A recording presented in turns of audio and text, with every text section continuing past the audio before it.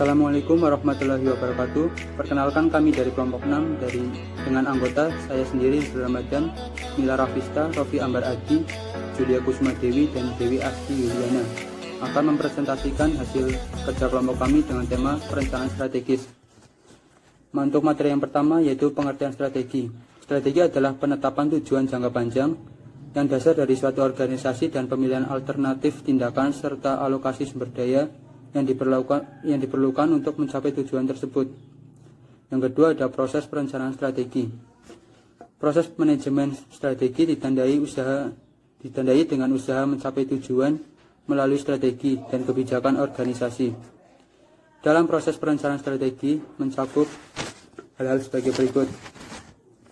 Yang pertama ada formulasi misi dan tujuan. Misi dan tujuan organisasi merupakan titik awal dari perencanaan strategis. Misi merupakan maksud keberadaan suatu organisasi dalam suatu masyarakat yang memberi makna eksistensi keberadaan suatu organisasi tersebut. Yang kedua ada analisis tujuan dan strategi saat ini. Tujuan dan strategi saat ini mungkin akan mirip dengan tujuan yang seharusnya. Jika saat ini organisasi belum mempunyai misi dan tujuan yang jelas, misi dan tujuan dapat disimpulkan dari perilaku organisasi sehari-hari. Yang ketiga ada analisis lingkungan.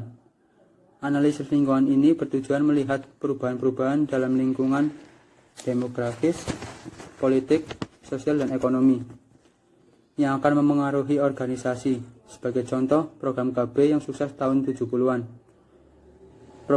Program ini mengakibatkan pergeseran demografis.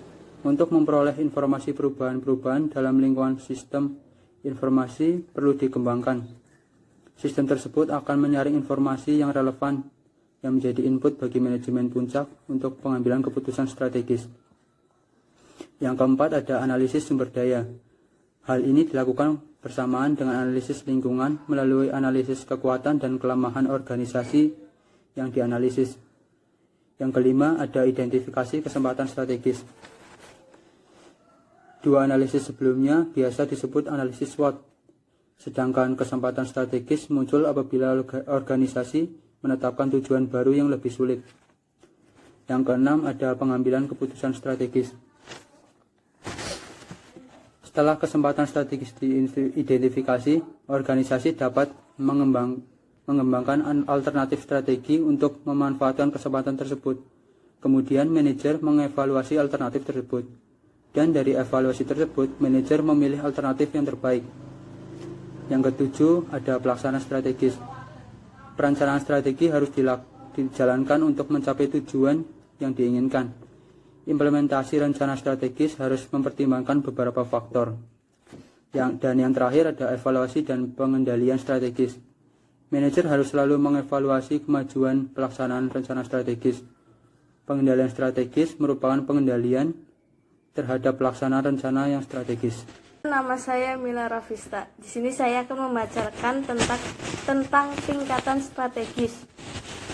Ada 3 jenis tingkatan strategis, yaitu yang pertama, tingkat korporasi atau corporate level. Pada tingkat ini, strategi mencakup keseluruhan organisasi. Untuk tingkat strategi ini, Peter Drucker menyarankan 8 wilayah yang relevan dalam penyusunan strategi, yaitu antara lain ada pasar, inovasi, produktivitas, sumber daya keuangan dan fisik, profitabilitas, prestasi, tanggung jawab manajer, sikap kerja, dan tanggung jawab sosial. Contohnya ada posisi pasar. Posisi pasar menjadikan produk perusahaan sebagai produk dengan kualitas tinggi dan harga premium. Yang kedua ada tingkat unit bisnis atau business unit. Strategi bisnis ini memfokuskan pada operasi yang relevan untuk unit bisnis tertentu. Jika organisasi mempunyai unit usaha yang bergerak di beberapa pasar yang berbeda, maka unit bisnis sendiri dibiarkan menentukan strateginya sendiri. Yang ketiga ada tingkat fungsional atau functional level. Strategi ini ditujukan untuk fungsi-fungsi organisasi seperti fungsi pemasaran, keuangan, riset dan pengembangan, operasi, serta sumber daya manusia. Misalnya, pemasaran strategi lebih memilih mengembangkan produk yang sudah ada dibandingkan dengan mengembangkan produk yang baru. Di sini ada strategi tingkat korporasi. Ada 5 jenis pendekatan pada strategi ini, yaitu yang pertama, pendekatan berdasarkan nilai atau value-based approach. Dalam pendekatan ini, keyakinan dan kepercayaan manajer ada pada karyawan. Perkembangan ini cenderung berkembang secara pelan atau gradual dan membiarkan arah yang lebih umum. Contoh perusahaan yang sudah menggunakan pendekatan ini adalah perusahaan Johnson & Johnson di Jepang. Yang kedua ada pendekatan berdasarkan portofolio atau corporate portfolio approach. Dalam pendekatan ini, manajemen puncak mengevaluasi beberapa unit bisnis. Pendekatan semacam ini biasanya hanya melibatkan manajemen puncak, serta cenderung analitis dan rasional. Perusahaan yang cocok menggunakan pendekatan ini yaitu perusahaan dengan model konglomerasi dengan unit bisnis yang beragam. Yang ketiga, ada strategi umum. Strategi umum merupakan kerangka keseluruhan yang dirumuskan pada tingkat korporasi oleh manajemen puncak. Strategi tersebut biasanya digunakan untuk unit perusahaan yang mempunyai pasar tunggal. Ada 3 jenis strategi umum. Yang pertama, strategi pertumbuhan. Strategi pertumbuhan dapat dilakukan dengan pengembangan internal atau eksternal. Yang kedua, ada strategi penarikan.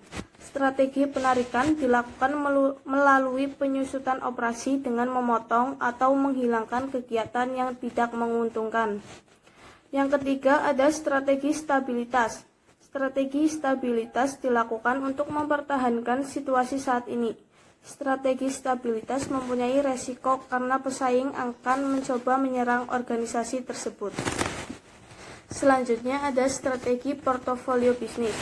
Titik awal dari strategi ini adalah unit bisnis strategis. Unit bisnis strategis adalah divisi yang terpisah dalam suatu organisasi. Contoh dari unit tersebut adalah unit produk untuk memasak seperti toaster, oven, dan microwave. Yang terakhir ada Matrix Boston Consulting atau BCG. Matrix tersebut dikembangkan oleh Boston Consulting Group untuk GE. Matrix tersebut mengelompokkan unit bisnis berdasarkan tingkat pertumbuhan pasar seperti tinggi atau rendah dan pangsa pasar relatif seperti besar atau kecil. Ada 4 kelompok dalam matriks tersebut, yaitu tanda tanya, bintang, sapi perah kas, dan anjing. Assalamualaikum warahmatullahi wabarakatuh. Perkenalkan, nama saya Dewi Astuliana. Di sini saya akan melanjutkan penjelasan tentang materi tingkatan strategi. Dan untuk yang kelima, ada strategi tingkat unit bisnis. Dan di sini ada beberapa poin. Poin yang pertama, ada strategi Porter, di mana tingkat keuntungan suatu usaha ditentukan oleh 2 hal. Yang pertama, daya tarik industri dan strategi usaha tersebut dalam industrinya. Poin yang kedua, ada daya tarik industri. Nah, di sini ada 5 kekuatan. Yang pertama, halangan untuk masuk. Jika halangan untuk memasuki suatu industri cukup kuat, suatu industri akan menarik. Nah, di sini didefinisikan dengan 5 halangan. Yang pertama, ada skala ekonomi. Yang kedua, diferensiasi produk. Yang ketiga, persyaratan modal. Yang keempat, akses ke distribusi. Dan kelima, ada peraturan pemerintah. Untuk halangan yang kedua, ada kekuatan pemasok. Nah, pemasok dapat mengambil keuntungan perusahaan melalui beberapa cara. Untuk kekuatan yang ketiga, ada kekuatan pelanggan. Pelanggan dapat mempunyai kekuatan tawar-menawar yang kuat terhadap organisasinya. Yang keempat, ada ancaman produk substitusi. Jika ancaman produk substitusi cukup besar, industri atau perusahaan mempunyai kekuatan yang lemah, karena pembeli mempunyai alternatif untuk memilih. Dan yang kelima, ada persaingan dalam industri. Semakin ketat persaingan dalam industri, semakin tidak menarik industri tersebut. Untuk poin yang ketiga, ada strategi genetik. Di sini ada 3 poin. Yang pertama, ada diferensiasi. Yang kedua, kepemimpinan biaya rendah. Yang ketiga, fokus. Dan untuk strategi yang keenam, ada strategi fungsional. Di sini dibagi menjadi 5. Untuk yang pertama, ada strategi pemasaran. Nah, ini adalah strategi yang paling penting. Karena di sini, strategi pasar ini dilakukan dengan meningkatkan penjualan dari pasar yang ada saat ini. Perusahaan dapat menurunkan harga untuk mendorong penjualan, meningkatkan iklan, dan meningkatkan pemakaian produk. Untuk yang kedua, ada strategi produksi. Nah, ini mencakup aktivitas transformasi bahan baku menjadi produk atau jasa akhir. Untuk yang ketiga, ada strategi keuangan. Ini mencakup aktivitas pencairan dana dan alokasi dana yang bertujuan untuk meminimalkan biaya dana eksplisit seperti tingkat bunga ataupun implisit seperti fleksibilitas. Dan yang keempat, ada riset dan pengembangan. Riset dan pengembangan mempunyai tujuan mengembangkan produk agar produk tidak ketinggalan zaman. Jadi kita tetap eksis ya. Untuk yang kelima, ada strategi sumber daya manusia. Ini mencakup aktivitas penarikan, pelatihan dan pengembangan, kompensasi, serta kontak dengan pemerintah atau pihak regulator. Nah, untuk pihak regulator itu pihak yang mengatur, mengawasi atau menegakkan peraturan di dalam suatu kegiatan. Mungkin dari saya cukup sekian, akan dilanjutkan lagi untuk rekan saya. Terima kasih. Assalamualaikum warahmatullahi wabarakatuh. Perkenalkan, nama saya Julia Kusuma Dewi. Saya akan menyampaikan materi tentang implementasi strategi. 1. Strategi dan struktur. Organisasi mengalami perubahan strategi karena perubahan faktor demografis, sosial, politik, dan ekonomi. Perubahan strategi mengakibatkan ketidakseimbangan kondisi internal organisasi. Menurut Chandler, organisasi melewati 3 tahap perkembangan, mulai dari struktur unit, fungsional, dan multidivisi. Waktu baru berdiri, organisasi mempunyai ukuran kecil, produk tunggal, dan lokasi tunggal dengan pengambilan keputusan terpusat pada pendirinya. Pada waktu organisasi berkembang, volume penjualan semakin besar, dan lokasi semakin bertambah. Perusahaan berubah menjadi perusahaan unit. Langkah berikutnya, integrasi vertikal. Organisasi masih mempunyai produk asli tetapi memperluas cakupannya. Organisasi kemudian berubah menjadi organisasi fungsional.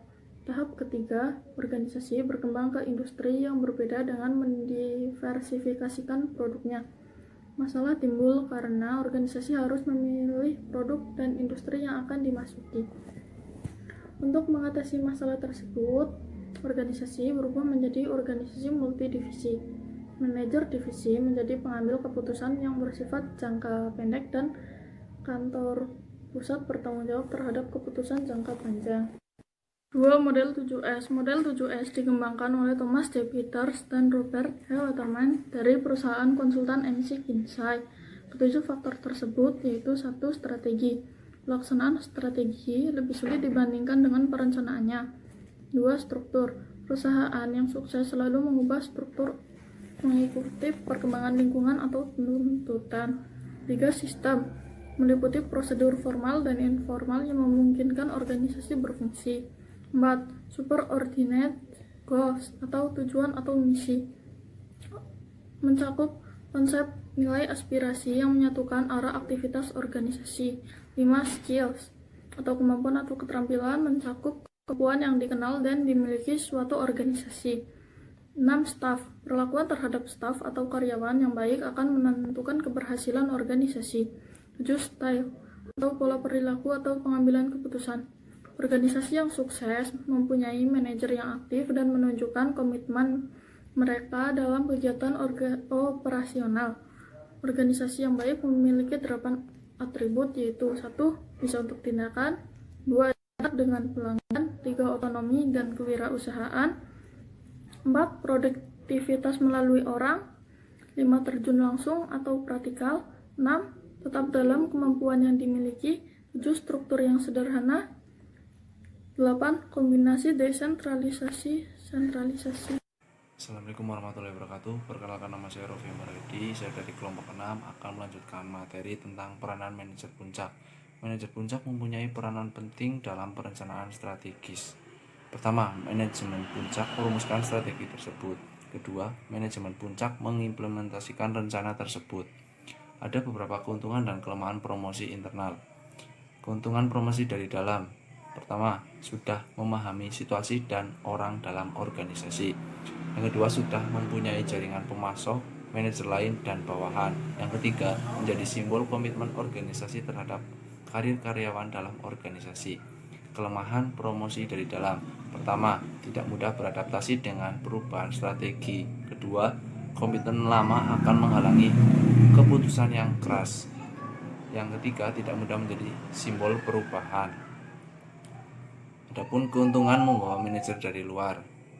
Pertama, pihak luar sudah terbiasa dengan strategi baru. Yang kedua, manajer dari luar terbebas dari jaringan yang ada sehingga dapat lebih bebas.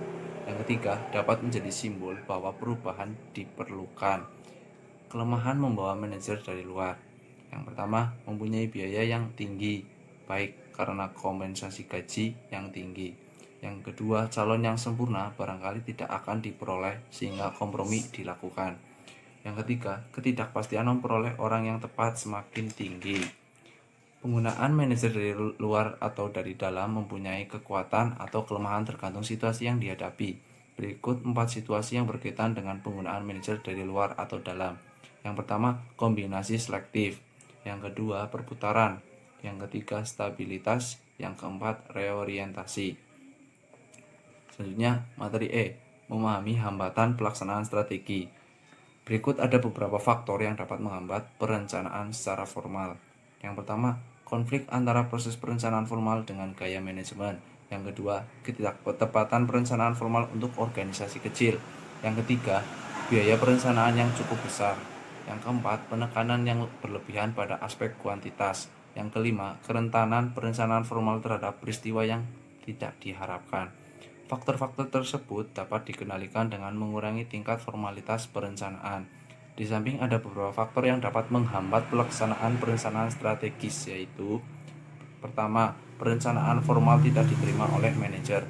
Yang kedua, beberapa aspek perencanaan formal tidak dipahami oleh manajer. Yang ketiga, manajer pada beberapa tingkat tidak diikutsertakan dalam proses perencanaan. Yang keempat, tanggung jawab yang utama dari perencanaan formal diserahkan ke staf. Yang kelima, rencana jangka panjang dianggap tidak akan berubah. Yang keenam, sistem perencanaan yang kompleks dan mahal dipilih. 7, peranan yang baik dihindarkan begitu saja. Yang 8, informasi tidak tersedia memadai. 9, peramalan dan anggaran campur aduk dengan perencanaan. Yang ke-10, manajer terperangkap pada detail perencanaan dan melupakan aspek lain yang lebih penting. Sekian penjelasan dari kelompok kami. Jika ada kekurangan dan kesalahan, mohon maaf. Terima kasih. Assalamualaikum warahmatullahi wabarakatuh.